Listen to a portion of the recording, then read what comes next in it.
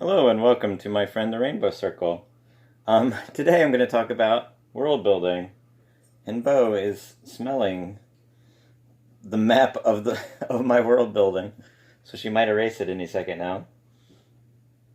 Please don't erase it. Just get down. Just get down.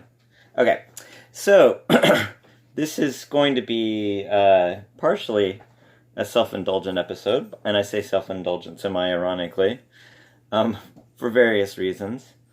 And so I'll try to make the first part of it somewhat useful. I'll aim for the first 10 or 15 minutes to be somewhat useful.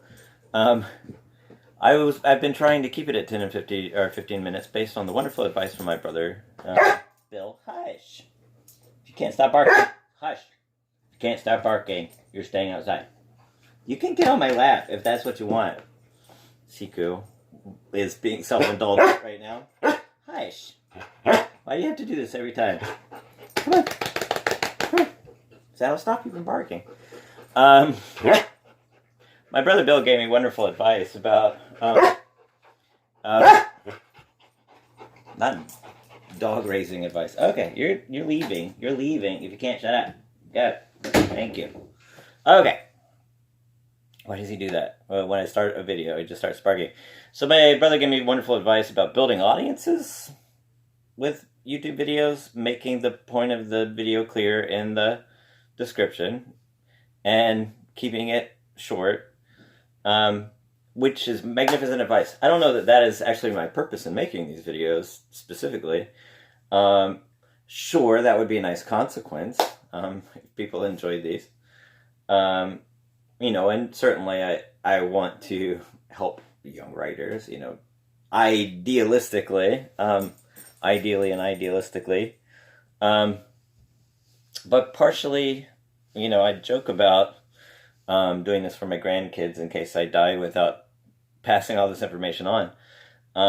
So this episode partly is just to make it clear what the structure of the world I build is, but I'll start off talking about, just world building as a concept, just a bit.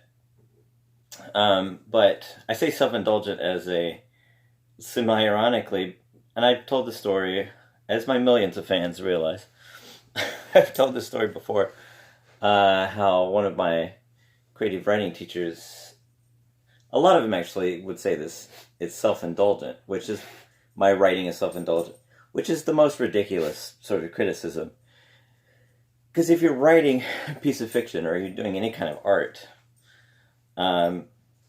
it's self-indulgent, as opposed to what? What's the alternative? All of my art should have a social function? That's a very limited way of understanding art, frankly. And where you're the arbiter of the line for what is valuable and what is not valuable to others. Anyway, that drove me crazy when people would say that. And I told one of them to do an anatomically impossible act, which was self-indulgent, the ultimate self-indulgence. Do this particular anatomically impossible act. But since this is for my grandkids, I will not repeat what that actually was. And I was removed from that class when I said that. So, one of the only happy moments I ever had in my creative writing education. So, where was that? So, world building. One of the other things about that same experience is I hated it so much that even positive things, I would try to do the opposite. I would try to, strive actively, just being stubborn, to do the opposite of even positive feedback. So I had somebody say, "Oh, I imagine you write this down in notebooks and you chart it out because there are so many different moving parts." And I mean, that's a positive thing. I wanted to say, "Listen, fool, I can do this in my head with no trouble." And I think that's a nerd thing. I think that's definitely a nerd thing. Because I could do that with, the Marvel Universe. That's definitely a very complicated world that nerds are able to, like me, are able to just chart out all of the different complicated interactions. The cosmology. Just one fascinating thing that I was obsessed with for years in the Marvel Universe was the cosmology. who are the gods and goddesses, and who are the celestial beings, and who are all these different characters. So and that's the thing about memory that we sometimes miss or take for granted or underestimate our abilities. Anybody who's I'm not a sports fan, but anybody who's a sports fan has just all kinds of statistics in their head. Certainly, any sort of nerd. Not only do nerds like me have one franchise that they know exhaustively, or one universe they know exhaustively. They have dozens. I know the Marvel Cinematic Universe. Clearly, I'm a fan right here. I know the Marvel, the comic book universe and the cinematic universe. Pretty exhaustively. But I'm a Star Trek fan. I got to know that one pretty exhaustively. But it gets less and less when it moves away from Marvel as being the big one. It gets a bit less and less. Well, the Oz universe, of course. That's a whole complicated universe for sure. That being said, I think one of the things to remember about world building that doesn't get talked about enough, I think, is how much of it is improvised and how much of it that is okay. When it comes to the rainbow circle, here's the principle with the rainbow circle. I'll bring this back for just a second. I have a lot of geometric shapes. I'm going to talk about the hexagon in a second. The self-indulgent part of the video, I'll talk about the hexagon. But this is the important thing to remember about the whole subjecthood and objecthood dynamic. So at the center is subjecthood, giving, for example, characters the ability to live for themselves and make their own decisions, and treating story elements as pre-existing elements in the universe, which seems kind of conspiratorially cosmic and hippy-dippy or what have you. But if you treat your world as pre-existing and as something you discover, it makes it much richer. Whereas if you treat your characters or your world as an object, as a tool for you to use, it strips away the humanity or the life of it. The center of the rainbow circle is the living center, so it's full of life and vitality and stimulation and all that sort of stuff. The farther you get away from the center, the more destimulating it gets, and the more stripped of life it gets, the more objectified and stratified and hierarchical it gets. So the more you move to turning a world into an object, a tool for you to use for, to get to a certain end, not self-indulgent. And that's part of the problem with the whole self-indulgent thing. You're saying that I should treat all my stories like tools for an end outside of the story itself. Totally antithetical to storytelling completely. Self-indulgent is a very negative thing, but if you think about, generating empathy within someone else, that's the only real end that you necessarily have to have. But you'll strip a story of life or any sort of art piece of life the farther you make it into objectification. But there's a degree of control, that works in different ways for different people. Some people exert more control than others. However, in actually building a world as a starting point, the most effective thing to do is to discover what is essentially or something you treat as a pre-existing world and discover all the elements in it. And partly what prompted this, of course, the world that I'm most familiar with and most interested in and love the most is the Marvel comic book universe.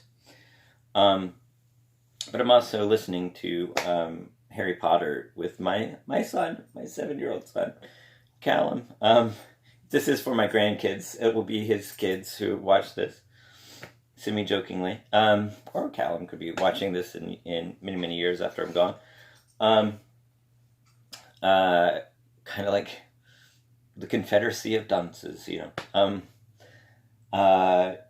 self-congratulatory in that sort of comparison. Anyway, that's beside the point. So I'm listening to we were listening to Ready Player One. And we finished with that, and it was great. I should probably do a follow-up on Ready Player One. I watch so many booktube videos that it feels like, once you get done with the book, you should do the review. I don't have that much to say about it, but it's, in terms of world building, it does that very well. It's well plotted. The prose is not my favorite, but it's, well plotted for what it needs to be. It does precisely what it needs to do. But Harry Potter, we're listening to the beginning of The Sorcerer's Stone, and Callum, watching this in many years, will say, I remember that. That was what started me as this great book lover for many, many years, I hope. I don't know. So many booktubers start as Harry Potter fans that I'm hoping, it will get them hooked like it got thousands of other people, millions maybe even, of other people hooked. But just knowing, I don't know that much about Harry Potter. It is not a world I have exhaustive knowledge of. I have read the books a couple of times, but I'm not the super fan who knows all of the intricacies. When Grindelwald became part of the whole Fantastic Beasts thing, I heard people saying, of course Grindelwald is part of this, blah, blah, blah, here's who he is. I totally forgot he was even referenced in the first book. So that's kind of the level of fandom that I am. Don't know a huge, exhaustive amount about it. But, I'm a big fan. I love it. It's just I'm not a Harry Potter super nerd or anything. But I sort of imagine, just in this part of it, I sort of imagine J.K. Rowling's writing process. And it has a trajectory that's somewhat similar to the development of the Marvel Universe cosmology. Because the part of the Marvel Universe that I love the most is Doctor Strange and, the cosmic beings and things like that. And my favorite Doctor Strange is the Stan Lee, Steve Ditko era. And around then, later, like with Roy Thomas and, that 60s, 70s Doctor Strange. Especially the Stan Lee's best work, really. But a lot of what he was doing was building the cosmology. So you would have Doctor Strange just constantly meeting these cosmic beings. And then over in Fantastic Four, you would have him meeting other cosmic beings. So you would have the Fantastic Four meeting other cosmic beings. And that was written by Stan Lee. Part of what makes the Marvel Universe cosmology so complicated is you do have a lot of different writers giving different interpretations. But a lot of that early stuff, Stanley was writing it, and Steve Ditko and Jack Kirby especially were giving it visualization. But, a lot of the early stuff, you would have, like, eternity, the embodiment of all of existence. Is that the top god figure of the Marvel Universe? You would have Galactus, and Galactus was treated as this extremely powerful character who was there at the beginning of the universe. Is he the most powerful character? Then you have Lady Death, and then you have the Living Tribunal, and you have Living Tribunal showed up in Doctor Strange for the first time also.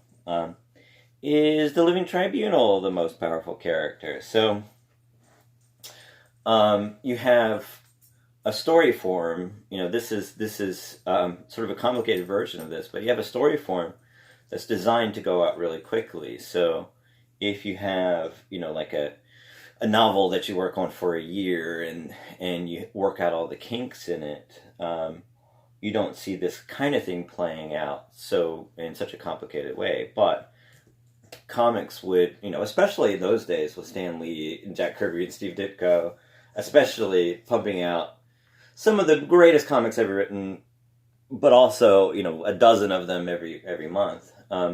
This huge workload.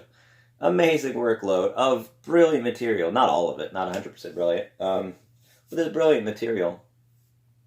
And so, Stan Lee would do this backup story in Strange Tales about this character named Doctor Strange. And he would say, here's this entity who is the embodiment of all existence. And then, in another issue, this wasn't even written by Stan Lee. Maurice Severin was involved. I forget who else was involved in this one, creating the Living Tribunal. But in Doctor Strange, the Living Tribunal would show up, and he's the judge of all of existence. And so you have these two conflicting characters. How do you work out which one is the most powerful, the most significant? And then years later, you had Jack Kirby went from the working on the Asgardians in the Thor comic to working on the New Gods at DC, creating this whole complicated cosmology, which wasn't exactly the same, but it was clearly parallel with the Asgardians in many ways. And then he created the Eternals, which had some similarities. And one of the complicated things about the Eternals especially is that they were originally supposed to be part of a different universe, and so the continuity didn't have to match up. And so Kirby introduced the Celestials, and the Celestials, one of the most beautiful and fascinating of all the cosmic entities. They look somewhat like Galactus, but of course it's Jack Kirby design, so of course they're going to look a bit like Galactus. So how do they really relate to Galactus? And once they were actually folded into the Marvel Universe, they also, the whole idea of the Eternals is that people saw them and they thought they were gods. So you had, Athena, who they thought was Athena, but once you fold it in the Marvel Universe, there's a character. Athena is a character. And stuff, Makari and Mercury and Icarus. I don't think there was an Icarus, but characters like that. You had the Greek gods, and then you had the Eternals, who in that story were mistaken for the Greek gods. And Circe, being one of the most significant ones. And so how do you actually flesh that out? How do you work that out? So, and that's a lot of the conversation of the fans. That's a lot of conversation of, later writers looking back at this and saying, how does the cosmology actually work out? But the starting point is essentially treating it like a pre-existing story, where Doctor Strange would go on this quest to find out the nature of eternity and existence, and he would encounter this entity who was the embodiment of eternity and existence. And later he would encounter this entity who was the embodiment of judgment, of how the mechanism of the whole universe. And so that's treating it, it's sort of like an improv, the yes and sort of principle, and that's a good way to treat, especially beginning phases of world building. It seems crazy to have eternity and the living tribunal and the celestials, all of these extremely powerful beings. But if you treat it as a yes and of, it's not that one exists and the other exists and the other doesn't. They both exist, but how do they relate to each other? The eternity came into existence with the Big Bang, and he dies with each end of the universe. There's so many different versions of the interpretation of this that I could easily say the totally wrong thing, but and the Celestials, they're farmers of planets, and Galactus is the predator of the planets that keeps the Celestials at bay. So the John Byrne story established that this significant, I think it was the trial of Galactus, the significant role that Galactus plays in keeping the Celestials from going crazy all over the universe. So the checks and balances sort of a thing. So one version was the Trinity was Galactus, Eternity, and Lady Death. Or Mistress Death, sorry. Lady Death, very different character. So that was treated as the Trinity in one story of, all the cosmic beings you need. But then you had to fold in the Living Tribunal and the Celestials. So it continued to grow, but treating it like as an improvisation, as a yes and. This is a pre-existing scenario. And that's what you do in improvisation.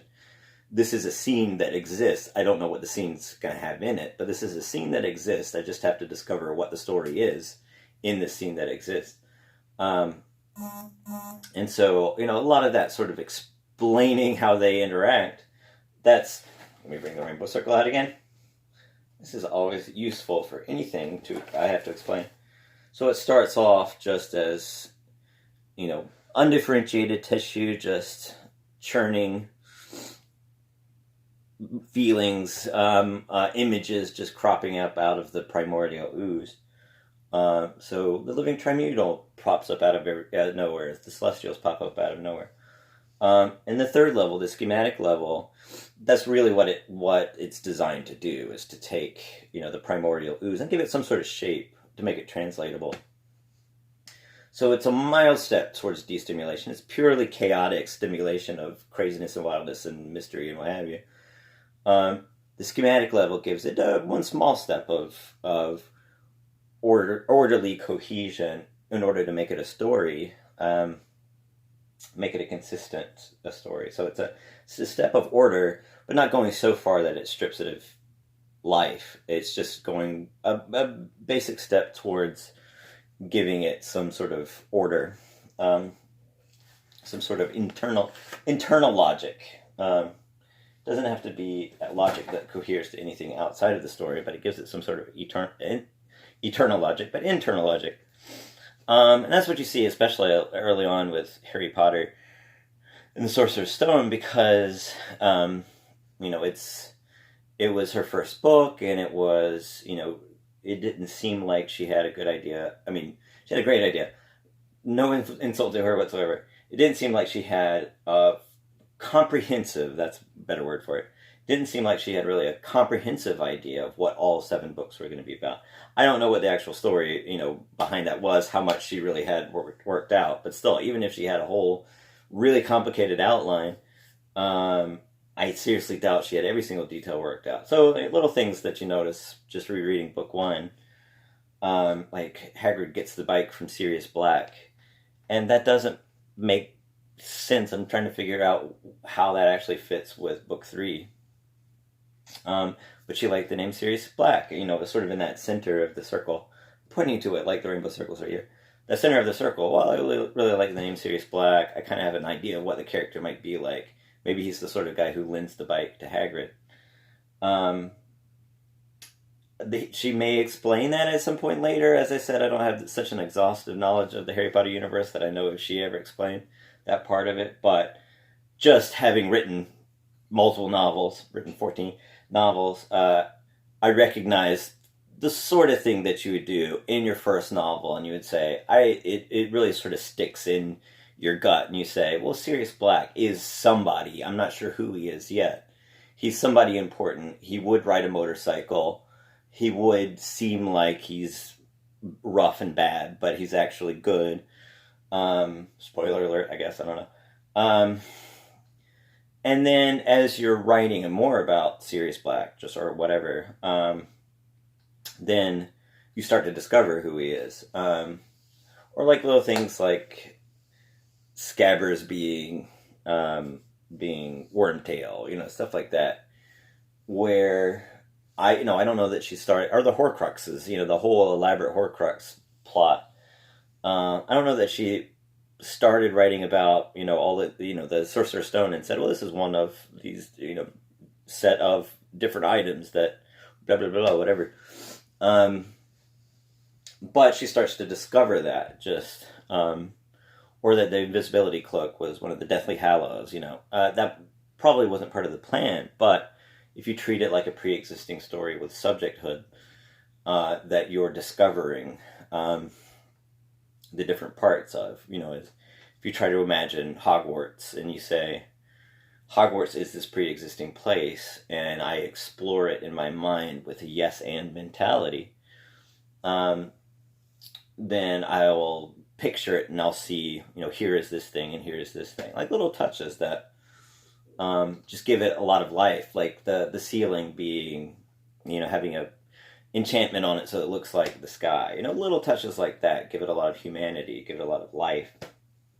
But we're really at the beginning of it, so that's kind of probably just projecting on the writing process, that since it's her first book and recognizing all of these things that are probably she's discovering in the world, but doesn't quite have a plan for them yet. And so kind of like with these different writers, or Stan Lee even, in this really quick process, throwing out these cosmic entities and trying to figure out how they cohere together. J.K. Rowling is throwing out a lot of these story elements that work really well in this one story, but then when you start adding on the stories, how do they actually fit together, and discovering how they fit together. So it's a yes and mentality up until things don't really quite fit, and then you kind of have to make them fit. That being said, now for the self-indulgent part. This is fun. My obsession that nobody else cares about. That's okay. That's life. So I started writing. This is sort of a brief history of all of the things I've written before, or most of them, I should say. So I started off in my writing process, just writing a bunch of these stories. These are nodes, so they're I tend to think of them more as orbits, where they're different concepts that tie things together in a gravity. Pull them together like orbit planets, where different satellites are orbiting around their gravity. And so eventually, I recognized some patterns that were continuously repeating, and so I decided to organize them into a particular shape. And this shape was actually here's sort of the spooky magical thing. This shape just sort of cropped up when I was writing The Living Needle. So the history of my writing, this, if you're just looking at world building stuff and you don't care about the history of my own writing or my own personal experience with doing exactly what I was just talking about, you can turn it off now. Thanks for joining us. See you next time when I'll do something more useful for a wider audience. I don't know. Beats me. Probably not. But when I was in undergrad, I wrote a book called The Human Zoo, Janice or the Human Zoo, which still breaks my heart that I couldn't quite get that one together. And then I wrote like half of two other novels, or I couldn't quite finish those two. I had kind of a plan at that point. I had like an 11 novel plan at that point. Most of those didn't pan out. But then in grad school, I started writing the stories for Mute, and I noticed a lot of them were Mute or Where the Floating Body's Born. Took me a long time to come up with that title. Where the Floating Body's Born. Where the Floating Body's Born. If this is an archive, I need to slow down. Mute or Where the Floating Body's Born. So I did a lot of those in grad school, and I noticed a lot of them are sort of connected by birth defects, which is definitely a Marvel Comics influenced thing, because one of my favorite comics, one of my favorite internal schema, the schema within schema, and that's something you find in Marvel Comics. You definitely find that in and DC or whatever. I don't know it quite as well, but you find that in Doctor Strange. He has a very complicated mythology that's just for Doctor Strange. And X-Men has it's not a mythology so much as just a interconnected group of hundreds of characters that are just purely mutant related, basically. So yeah, the X-Men, that was a big influence on that, but I started doing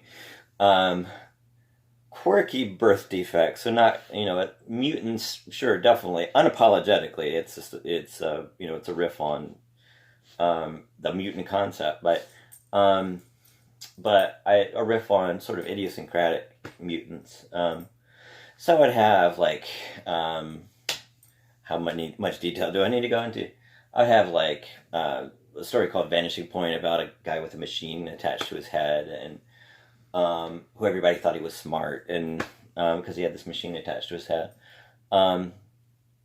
and this story about this family who everybody forgot them when they saw them, but that was a birth defect. But anyway, I had this whole series, and I did that for my MA thesis at the time.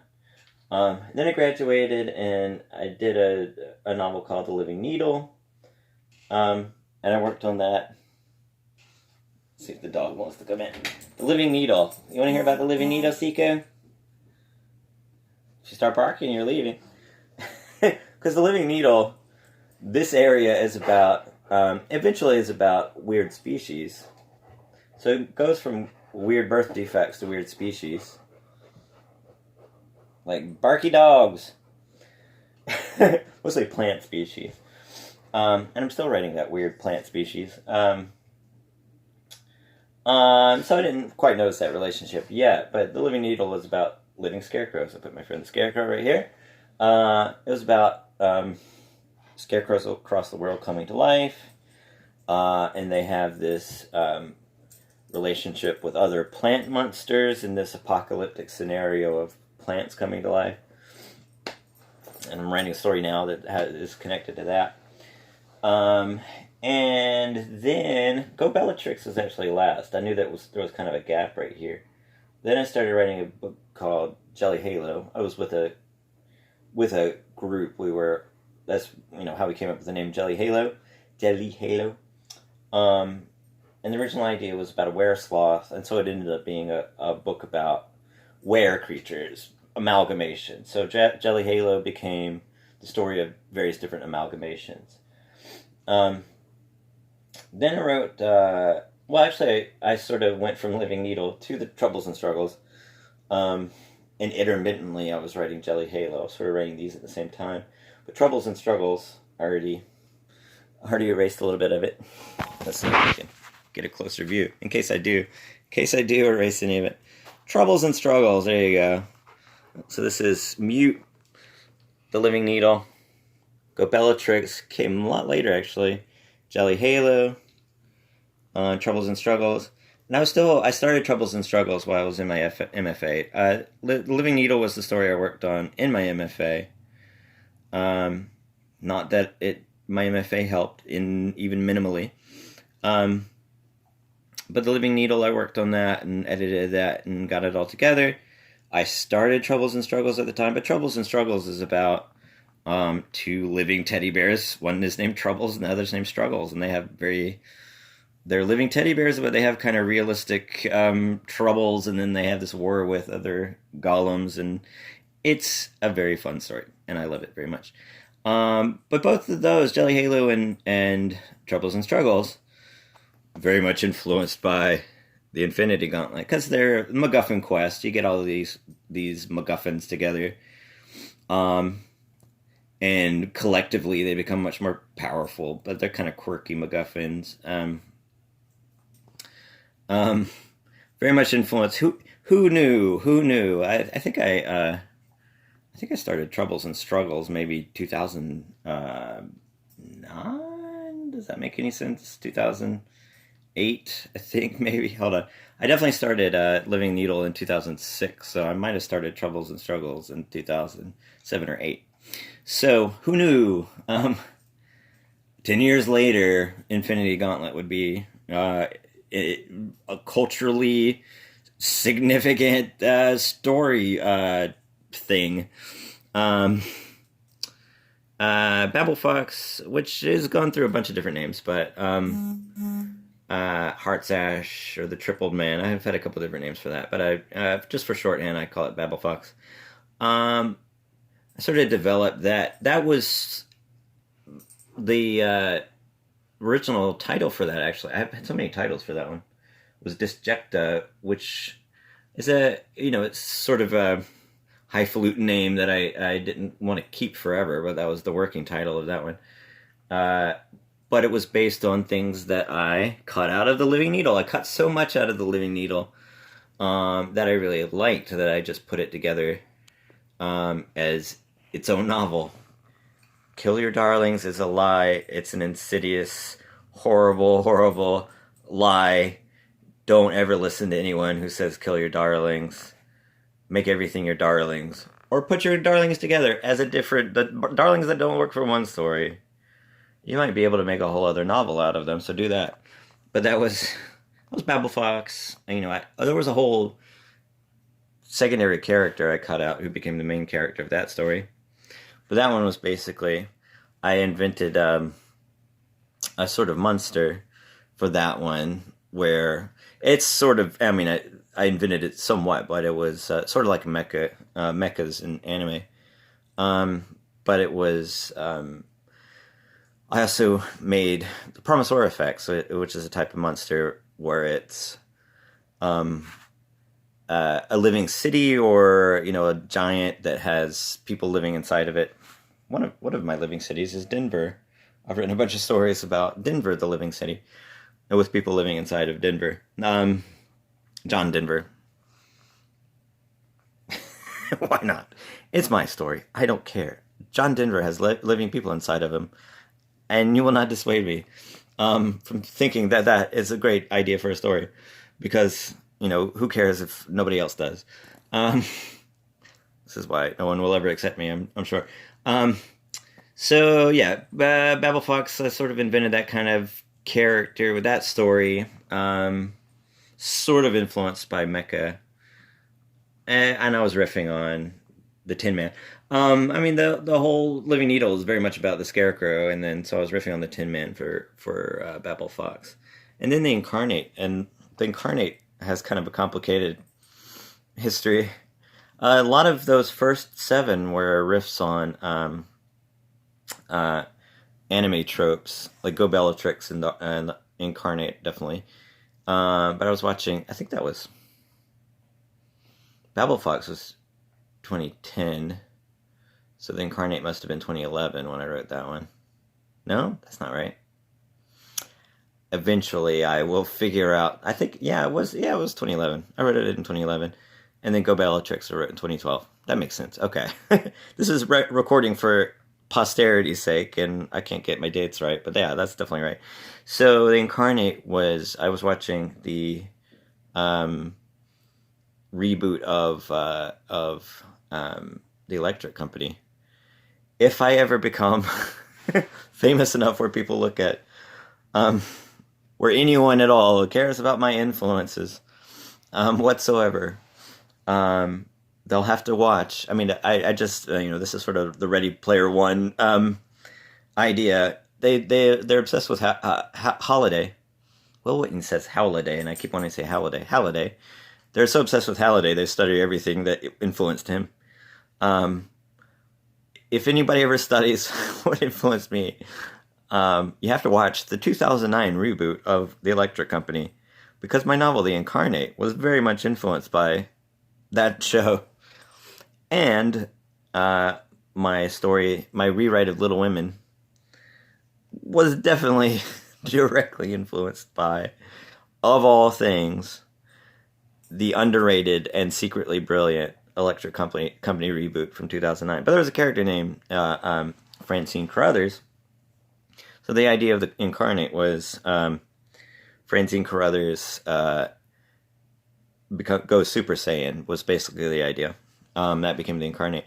So, and then part of that was a myth of the sister of Jesus, which kind of connects with a whole subplot in Jelly Halo. But, as I was developing all those novels, and then I did Go Bellatrix, I knew there was, I mapped this out, the first hexagon, and I knew there was a missing spot. And so I sort of wrote Go Bellatrix really purely based on what really needed to go in that spot. So the shape of the hexagon actually started just entirely randomly, as just a pattern on the shirt of the main character in The Living Needle, whose name is Mr. Sprinklers, who's really Jack Pumpkinhead. I say it's influenced by the Scarecrow, just for the sake of posterity. Mr. Sprinklers in The Living Needle is actually Jack Pumpkinhead from the second Oz book.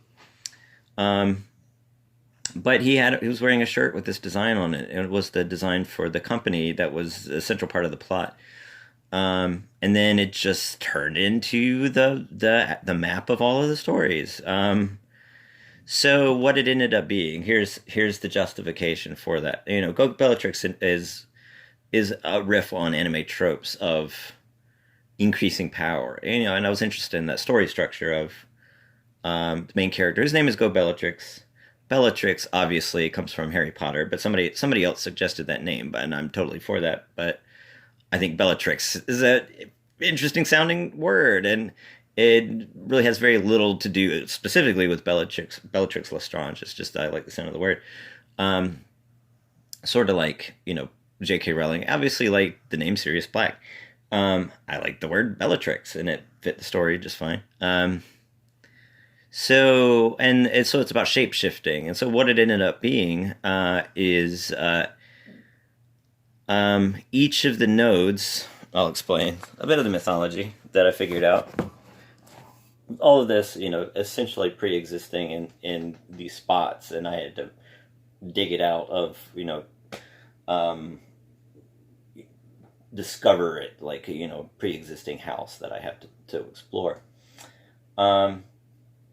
But what it ended up being is each of the nodes is an origin of power, basically. So there's this whole mythology. I won't go into the whole mythology.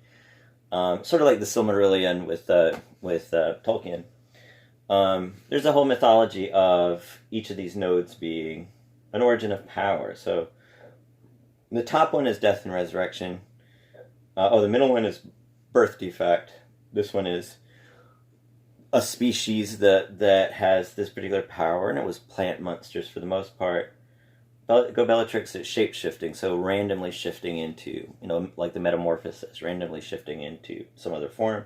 Jelly Halo, it's amalgamation, so mostly were monsters.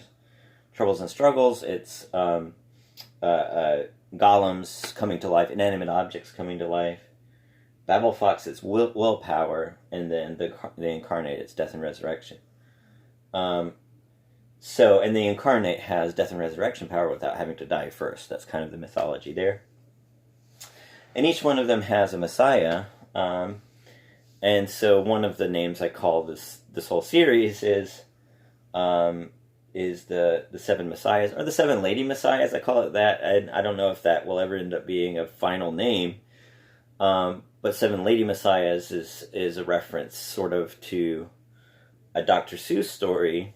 My other favorite Dr.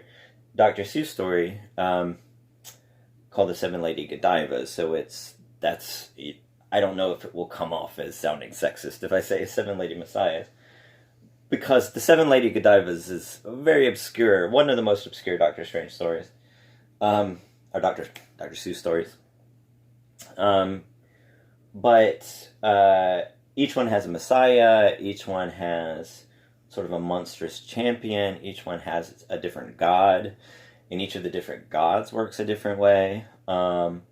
And there's a whole elaborate mythology for each of them. So the main character might be the Messiah. So like the Living Needle, the main character is the Messiah. Go Bellatrix, the main character is the Messiah. Jelly Halo, Troubles and Struggles, and Babel Fox, the main character is a secondary character. And the Incarnate, the main character is Messiah, of course. Mute is really a series of short stories or novellas. And I actually ended up writing 2 novels in this node. One of them is called The Catastrophes. I didn't realize it would be a novel, and then I looked and said, "Oh, that's 120 pages," and I guess I have 2 novels now in this node. So I have 2 novels here, 1 novel for each of these, except for the middle part. That's just a collection of stories. So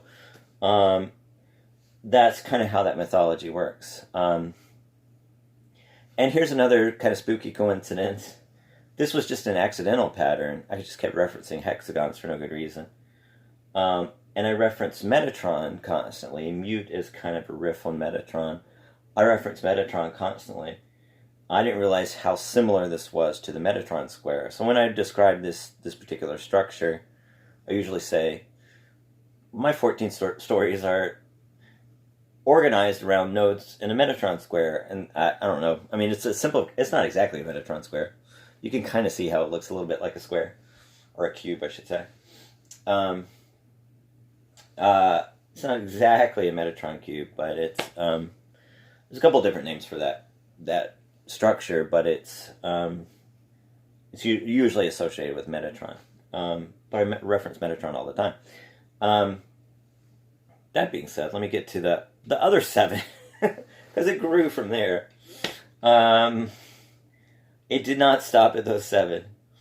A lot of the other ones sort of just came into existence as other projects in various different orders.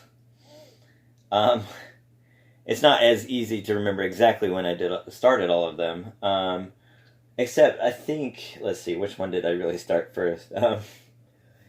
This might be a non-starter to try to figure out exactly when I started all of them. But I know Far Colony, the first story I did there was was called Foreign Planets. I started that in 2012. I know that for sure.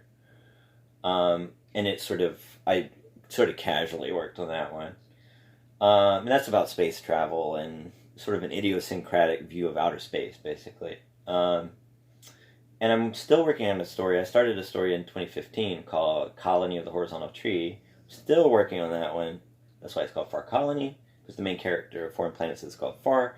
The main character of Colony of the Horizontal Tree is called Colony. But it's about idiosyncratic space travel. Circles and Circles I worked on intermittently. I think the first year I did a Circles and Circles challenge was 2012, maybe? But Circles and Circles is basically I would do a story a day challenges and structure them as a circle. So a lot of these have a lot more to do with structure, the structure of the stories. I think it was 2013 or something, 2012, 2013. I could have looked this stuff up and prepared for a video, but I like improvisation. For good or ill, I like improvisation. Let me get it closer so you can read these. All of the millions of people who will care about this. So Far Colony, I was probably the one I started first. Slaughterboxes, that's a series of murder mysteries. I wrote 3 novels here. So this is 2 novels, 1 is not finished. This is 3 novels, all 3 of those are finished. Circles and Circles is a series of very short stories. I think there's 100 and... I should do the math, but there's like 140 of these, but they're all shaped like circles within circles. But all the stories are structured so that they tie up around to the end again. 1111 is a kind of a story that I started. I referenced that when I talked about My 11 Sons, a Kafka story, where it's a list story where he just lists his 11 sons, and that's just purely a riff on that. 11 different versions of this particular thing. Like 11 bad dates. I have a character who goes on these 11 bad dates, but it ends up being just a really bad dates with these monstrous characters, just as an example. So the goal there is 121 of them, eventually. I don't think I'm really close to that. I have, a good chunk of those. I have way more Circles and Circles stories than 1111 stories. Tiny Hotel is one I've been doing intermittently, and I sort of shift stories into that node when they have to do with... It has to do with these 3 families who stayed together in a tiny hotel, and there were 9 of them, and the hotel has 9 rooms, and so each of the characters has a different story. Each of the characters has a different story, and most of them are riffs on fairy tales or that kind of thing. There's one that I'm going to work on that is a riff on Bo on the Go. It's a show called Bo on the Go. Bo, our cat, is named after Bo on the Go. But Bo on the Go, if you think about it, is a terrifying show. So it's sort of taking Bo on the Go and highlighting what's really terrifying about it. But it's one of the characters from that group of 3 different families goes through this terrifying experience that is a riff on a kid's show or a fairy tale. And the central story was inspired by Yo Gabba Gabba, which is one of my favorite shows of all time. But also, if you think about it, Yo Gabba Gabba is terrifying as well. So that's sort of the idea there, where these 9 kids stay together in this tiny hotel, and their lives pan out as these nightmarish fairy tales. It's lots of fun to write that series of stories, but it's just short stories. And which ones did I skip? Metacarpals kind of came last. Just like Go Bellatrix. Actually, purely coincidentally, both of these came last and they were born from filling in blanks. But Life Abundance Apocalypse, I did that in 2014. just to riff on and it's the culmination of all of the stories. So a lot of the stories have this like living needle. Way back when I started that one in 2006, I think, it was moving towards an apocalypse where all of the living entities, everything comes to life, basically. And part of that was that time ceases to exist. And so I did a series of stories just imagining being in the life abundance apocalypse and just disregarding linear time frames for the story and things like that. What sort of things come out of that sort of existence. And they were fun to write. They're actually really hard to write, but they were fun to write. And then Metacarpals came along last, and it's number 10. So it's 1, 2, 3, 4, 5, 6, 7, 8. 8, 9, 10. This makes sense, right? 8, 9, 10, 11, 12, 13, 14. So it was number 10. I had this gap in number 10. And so I was watching Ben 10 at the time. So just like Tiny Hotel as a riff on all of these kids' stories that are secretly nightmarish, Metacarpals is a whole long novel. It's a novel at this point. I started it at the same time as Colony of the Horizontal Tree in 2015. And I'm still working on it. And it's very long, very complicated. But it was... Ben 10 has these 10 aliens inside of a watch, and his body transforms into them in this body horror nightmare imagery of bones cracking and teeth coming out of your face. That, for anyone who's seen American Werewolf, the American Werewolf series, watching a 10-year-old go through American Werewolf type transformations is terrifying. So Metacarpals ended up being a riff on that, where this kid has these different worlds inside of his fingers. He has this accident. He has these different worlds inside of his fingers, and each of the 10 worlds has a hero and a villain. And I ended up having I became fast. This is a world building within world building. I started off just thinking, sort of riffing on the Ben 10 characters and saying, what if I did this what if I took this kind of silly concept and turned it into, its own story in a warped, very different sort of a way. And then I started falling in love with the characters. And, I need to do a whole other one about ripoffs. Thanos is a ripoff of Darkseid, but he grew into having his own mythos. So Metacarpals, I wouldn't say all the characters are ripoffs of Ben 10 characters necessarily, but they're riffs on sort of the concepts of the characters, and mashups of some of the characters and what have you. And so once I came up with just what sort of character would sort of echo the Ben 10 characters, I just fell in love with the world. The whole idea was for the main character to turn into all of these heroes. But it ended up being each of the 10 worlds became so fascinating that I had to write a full story arc for each of the 10 worlds. And that's sort of my main point. If there's a non-self-indulgent point, these characters sort of popped into existence, and I had to serve what they needed for the story. So I couldn't just leave them as just, here's a character who does this or whatever.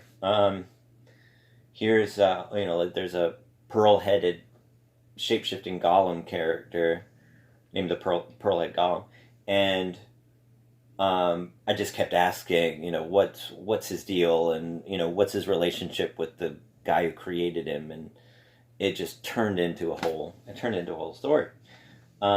And it just kept happening. And then I just gave up and I said, sure, I'll just write all 10 of those stories. And then that took forever. It was tons of fun. I loved it, but it took forever. And then finally I got to, and I said to myself, well, finally I'm getting to the actual story that I intended to write. So that being said, now, as I'm writing, I try to figure out which node it fits in, but it's very flexible. That's the other thing. It's very flexible, so any story could fit in more than one of the nodes. So a story I'm editing right now, a novel, it's a full-length novel that I'm editing right now called Murder Birds.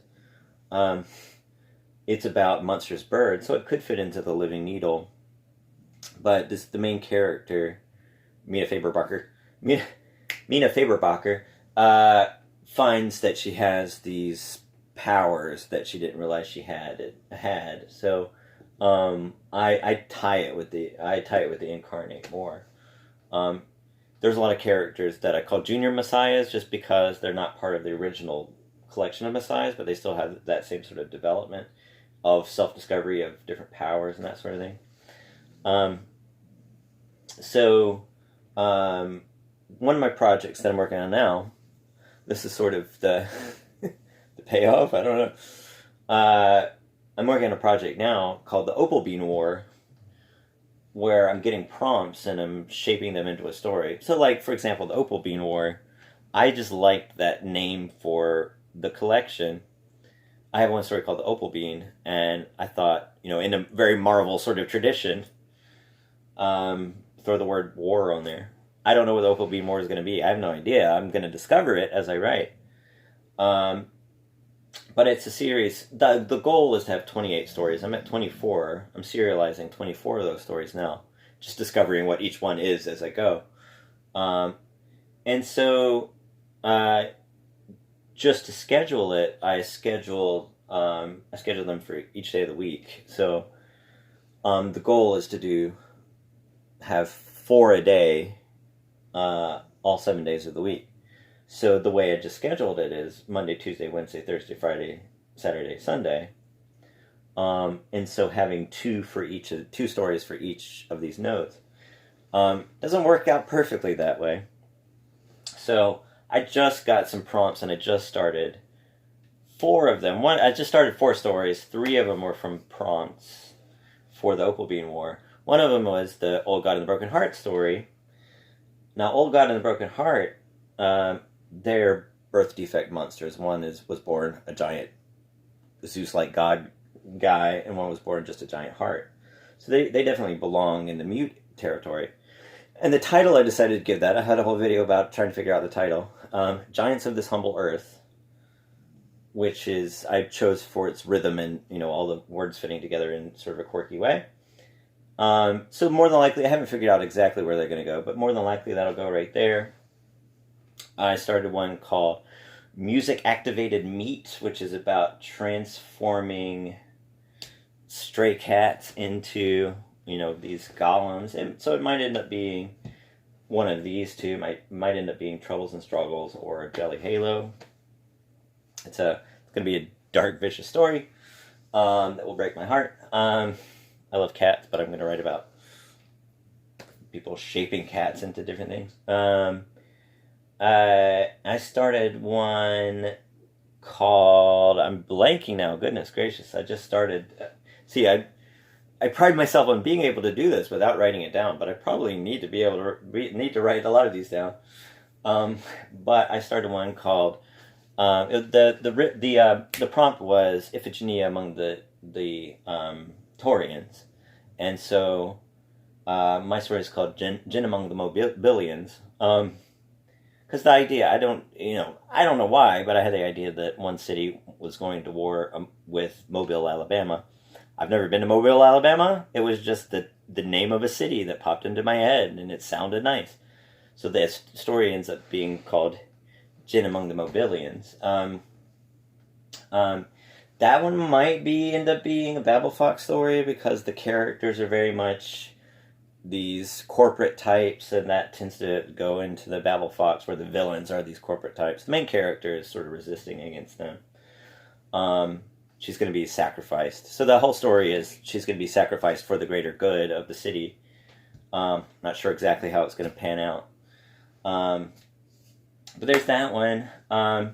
There's one called Colors Nobody Bothered to Name, and that one stars my main detective character, so that'll be in Slaughterboxes, clearly. Based on, sort of riffing on a Pynchon theme. And Pynchon is another one. I rejected him completely because somebody made a favorable comparison, so I got rid of all my Pynchon. But the person who gave me this prompt, we were talking about Pynchon and riffing on his story structure, so I might do something about a particular color that he keeps seeing, and the sort of paranoia that elicits. Not quite sure what the story is going to be, but we will see. Um, that's the thing. I know some story beats sort of cropped into my mind. I know kind of the character is going to keep seeing this color and maybe investigate.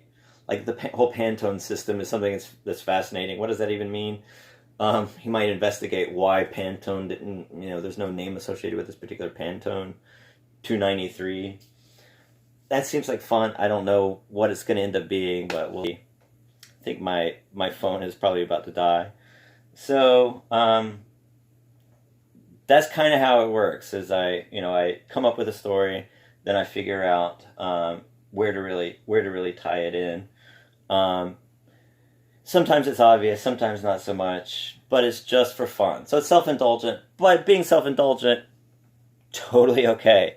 When you're writing a story, do what you enjoy. If you truly, truly enjoy doing it, hopefully there's somebody else who enjoys it. So never let anyone else is bad. Just enjoy what you do. See you next time.